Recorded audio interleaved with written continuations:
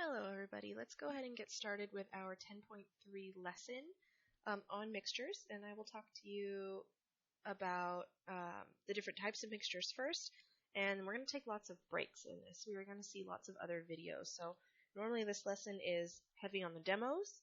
Obviously we're not doing those in person, but I will show you videos of them and it will be just fine. Okay, let's hop right into it. There are different types of mixtures that we're going to concern ourselves with today.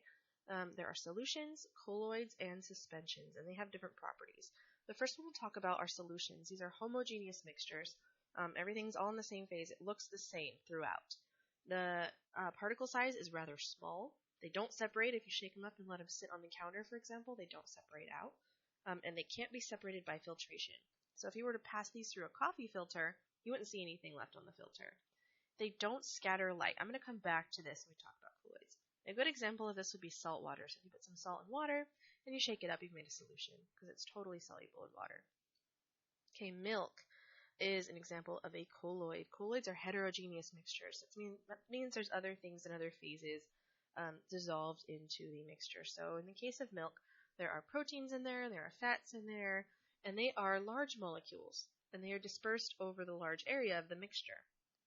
If you were to shake them up and leave them in the fridge, they don't separate on standing. Your milk stays all suspended. Can't be separated by filtration, and they scatter light.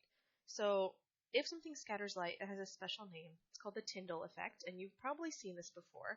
So a good example of the Tyndall effect is light filtering through a misty forest, or if you kick up dust, you can see the light beams filtering through. That's the light scattering, and that's because there are particles kind of suspended in the air.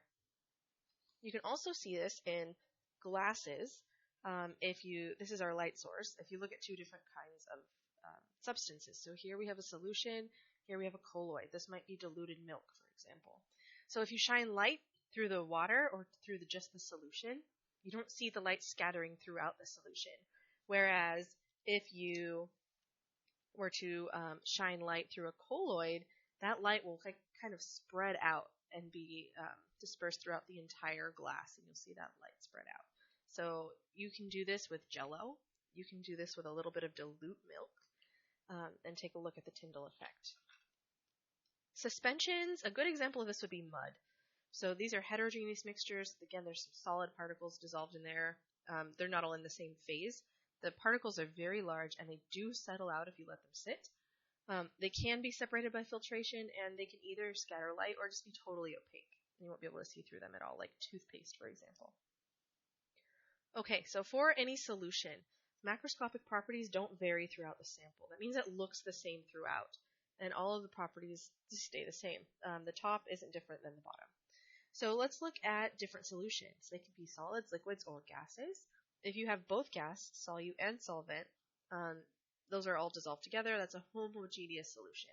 An example of that would be air. So oxygen dissolved in nitrogen gas. We mainly breathe nitrogen, but there's oxygen dissolved in there as well. If you have a gas solute dissolved in a liquid, an example of that might be a carbonated drink. So the carbonation, the CO2, dissolved in the liquid water. A liquid solute in a liquid solvent. So for example, an alcoholic beverage where you have the liquid ethanol dissolved in the liquid water. A solid solute in a liquid solvent. This one's classic salt water. Your solid NaCl in your liquid water. Gas solvent in a solid solvent. This is really cool. It's adsorption, and adsorption basically means just this gas is going to adsorb onto or stick to the palladium. Liquid solute in a solid solvent. An example would be amalgam, the same stuff they put in fillings. So liquid mercury, remember that's metal, it's liquid at room temperature, in solid silver here. So that's those old style fillings for teeth. Solid solute in a solid solvent, an alloy. Brass, zinc, and copper, and we talked in detail about alloys before. Okay, so at this point, that's the end of the first part of the 10.3 notes. Please go and watch the video on paper chromatography, and then come back for part 2 of our 10.3 notes.